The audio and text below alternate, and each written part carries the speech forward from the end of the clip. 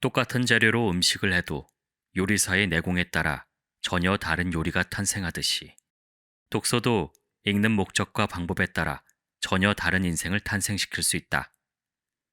첫 번째 단계는 그냥 읽기이다. 이런 경우는 재미로 읽거나 읽지 않으면 안 될 것 같아서 읽은 경우이다. 독서를 전혀 적극적인 자세로 임하지 않기 때문에 사실 거의 남는 게 없다. 심지어 내가 책을 읽었기 때문에 뭔가를 알고 있다는 오해에 빠지기도 한다. 이럴 때는 읽지 않는 것만 못하다. 순전히 순간의 즐거움을 목적으로 읽었다면 그냥 읽기도 괜찮다. 두 번째 단계는 요약하며 읽기이다.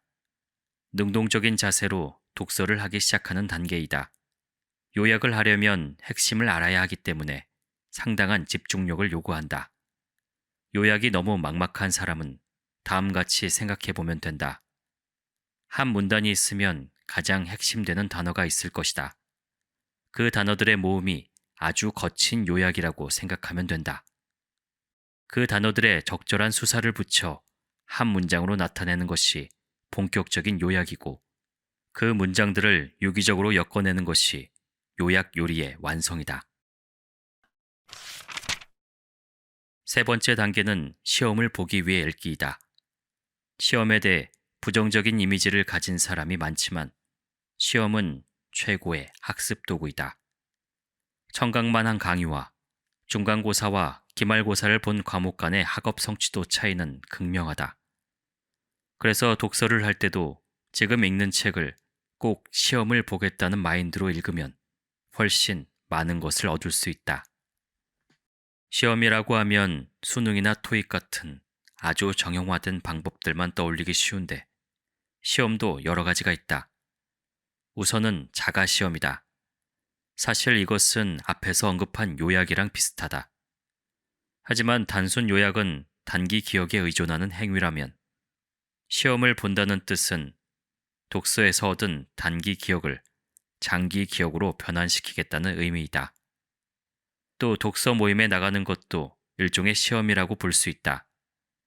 내가 읽고 느낀 점을 말할 수 없다면 굳이 시험의 기준으로 판단한다면 낙제를 한 것이다. 실제로 유럽 대학에서는 실제 시험으로 구두 평가를 많이 진행한다.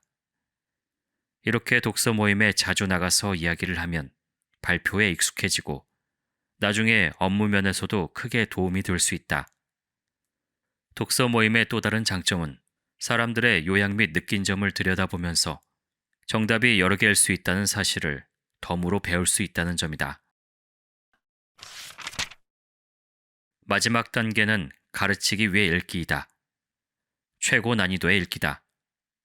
3번 가르친 것은 절대 잊어버리지 않는다는 말이 있을 정도로 가르치기 위해서는 엄청난 준비가 필요하다.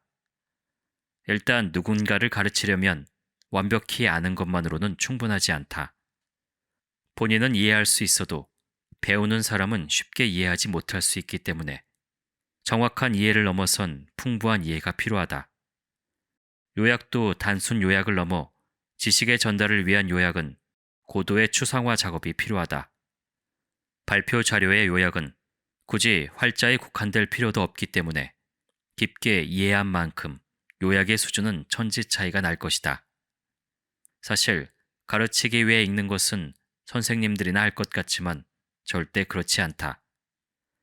예를 들면 졸업 논문 심사도 학생이 교수에게 자신이 연구한 것을 설명하는 발표의 장이고 회사에서 상사에게 발표하는 것도 우리가 진행한 업무를 알려주는 행위이다.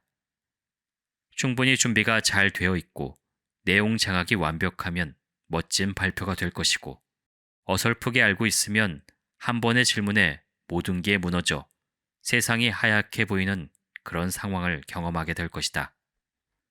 그래서 독서를 해도 그 내용을 친구나 가족에게 알려주겠다는 마음으로 읽자. 그러면 본인도 수동적 독서를 할 때보다 훨씬 많은 내용을 체득할 수 있고 타인도 지식을 시식할 수 있어서 본인의 삶과 인간관계 모두가 풍요로워지는 마법을 경험할 것이다.